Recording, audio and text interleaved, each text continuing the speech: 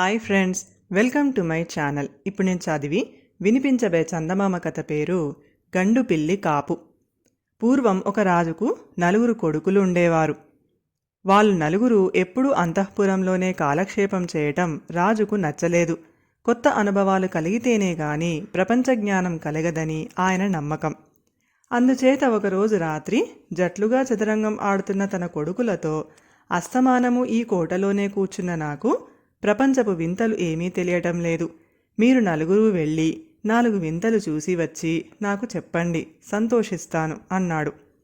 మర్నాడు చీకటితోనే నలుగురు రాజకుమారులు 4 గుర్రాలు ఎక్కి బయలుదేరారు.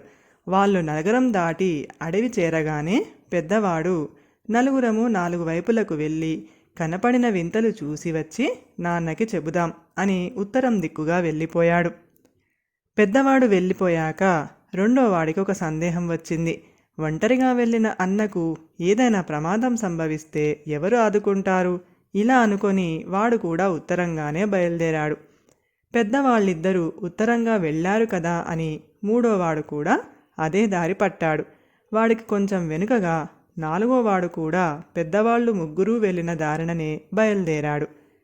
పెద్దవాడు చీకటి పడేదాకా ప్రయాణించి ఒక నది ఒడ్డు చేరుకున్నాడు. నదిని ఆనుకొని ఒక కొండ ఉంది. ఆ కొండ మీద ఒక పాడుపడిన ఇల్లు ఉంది. పెద్దవాడు ఆ రాత్రికి ఆ ఇంట్లో గడప నిశ్చయించి గుర్రాన్ని కిందనే వదిలివేసి కొండ ఎక్కాడు. కొండ మీద ఉన్న పాడుపడిన ఇల్లు విశాలంగానే ఉంది. ఇంటి గుమ్మంలో ఒక నల్లని గండు పిల్లి కూర్చుని ఉంది. అది పెద్దవాడిని చూసి వికృతంగా అరిచి పక్కకు తప్పుకుంది. పెద్దవాడు మూసి ఉన్న తలుపు చాలాసేపు తట్టిన మీదట తలుపు ఓరగా తెరిచి ఒక యోగిని తొంగి చూసింది. ఆమె జుట్టు జడలు కట్టి ఉంది. ఆమె పైనుంచి కిందికి కాషాయం రంగు గల వస్త్రం ధరించింది. ఆమె మెడలో జిల్లేడు పూలదండ ఉంది. ఆమె కళ్ళు పిల్లి కళ్ళలాగా మెరుస్తున్నాయి.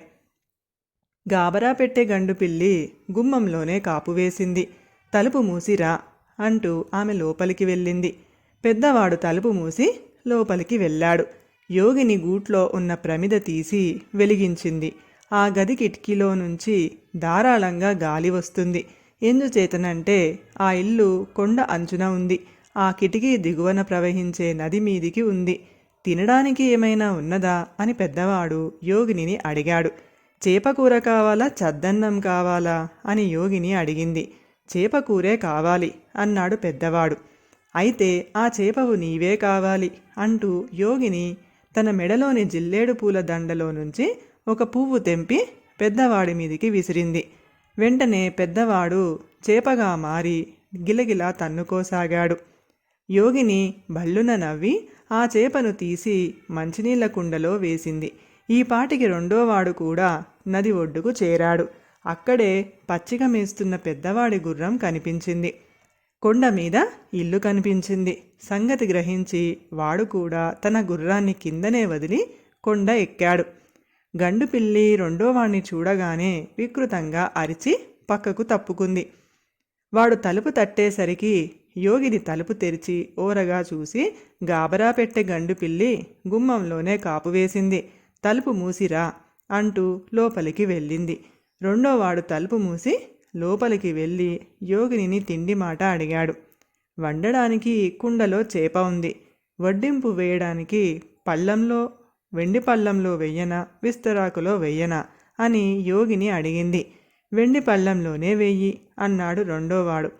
అయితే ఆ వెండి పళ్ళం నువ్వే కావాలి అంటూ యోగిని మరొక జిల్లేడు పువ్వు తుంచి వాడి మీదకు విసిరింది. రెండోవాడు వెండి పళ్ళంగా మారిపోయాడు. యోగిని విరగబడి నవ్వుకుంది. ఇంతలో మళ్ళీ తలుపు చప్పుడైంది. యోగిని తలుపు తెరిచి గండు పిల్లి సంగతి హెచ్చరించి లోపలికి వచ్చేసింది. మూడోవాడు తలుపు మూసి వస్తూ ఆకలి మండిపోతుంది అన్నాడు. వండడానికి చేప ఉంది, పడుకోవడానికి పట్టుపరుపు కావాలా అని యోగిని వాణ్ణి అడిగింది. పట్టుపరుపే కావాలి అన్నాడు మూడోవాడు. యోగిని వాణ్ణి పట్టుపరుపుగా మార్చేసి వంట పని ప్రారంభించటంలో నిమగ్నురాలయ్యింది. ఆఖరువాడు నది ఒడ్డున మేస్తున్న గుర్రాలను, కొండ మీద ఇంటిని చూసి తన అన్నలు అక్కడ ఉంటారనుకొని కొండ ఎక్కాడు.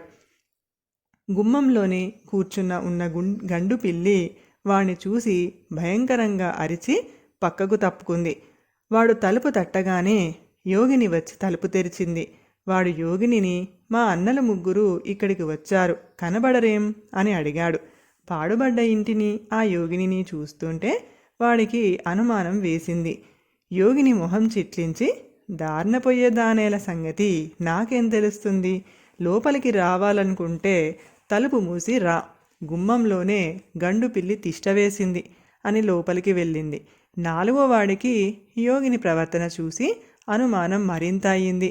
వాడు తన నడుముకి కట్టుకున్న పైబట్ట విప్పి దానితో గండు పిల్లిని వడిసి పట్టుకొని చంకలో పెట్టుకొని తలుపు మూసి లోపలికి వచ్చాడు.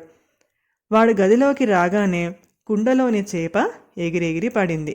కుండ పక్కనే ఉన్న వెండి పళ్ళెం మీద, పట్టు పరుపు మీద జిల్లేడు పూలు కనిపించాయి. వాడి అనుమానం మరింత అయింది. వాడు ఏమీ మాట్లాడకపోయేసరికి యోగిని, కుండలో చేప ఉంది, వండనా అని అడిగింది. చేప ఎందుకు, చంకలో ఆహారం ఉంది అన్నాడు వాడు. దాన్ని తినడానికి వెండి పళ్ళం అయినా కావాలా అంది యోగిని కోపంగా. కవళం తిండికి వెండి పళ్ళం దేనికి అన్నాడు వాడు. యోగిని పిల్లి కళ్ళల్లో ఎర్రజీర కనిపించింది. తిండి తిన్నాక కునుకు తీయటానికి పట్టుపరుపైనా కావాలా అని అడిగింది ఆమె. పచ్చిక మీద పడుకునేవాడికి పట్టుపరుపు దేనికి అన్నాడు నాలుగోవాడు. యోగిని పట్టలేని కోపంతో, మిగతా ముగ్గురి కన్నా నువ్వు పొగరబోతివి, నీ పొగరు అణుస్తానుండు అంటూ జిల్లేడు పువ్వు తెంపబోయింది. అంతలో నాలుగోవాడి చంకలో ఉన్న పిల్లి గది దద్దరిల్లేటట్టు అర్చింది. ఆ అరుపు వినగానే యోగిని గడగడలాడిపోయింది. నాలుగోవాడు యోగిని మెడలోని జిల్లేడు పూల దండను తెంపేసి తన చంకలో ఉన్న పిల్లిని ఆమె మీదకి విసిరాడు. గండు పిల్లి ఆమె ముఖమంతా రక్కేసి 2 కళ్ళు పీకేసింది. యోగిని ప్రాణభయంతో పరిగెత్తి కిటికీ దాకా వెళ్ళి అనుకోకుండా కిటికీలో నుంచి కొండ దిగువన ప్రవహించే నదిలో పడి కొట్టుకుపోయింది. నాలుగోవాడు కింద పడి ఉన్న జిల్లేడు పూదండను కూడా నదిలోకి విసిరివేశాడు. మరుక్షణమే చేప, వెండి పళ్ళెము, పట్టుపరుపు వాడి అన్నలుగా మారిపోయారు.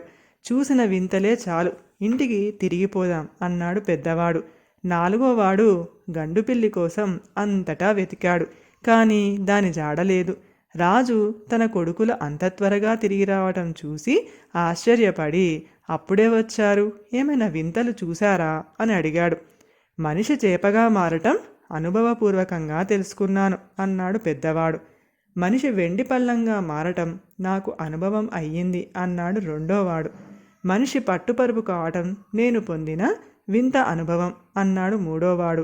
ఒక చేప, ఒక వెండి పళ్ళెము, ఒక పట్టపు పరుపు నాకు అన్నలుగా మారటం నేను కళ్ళారా చూశాను అన్నాడు నాలుగోవాడు. రాజుగారు విషయం గ్రహించి నాలుగోవాడి భుజాన్ని వాత్సల్యంతో తట్టాడు. కథ సమాప్తం.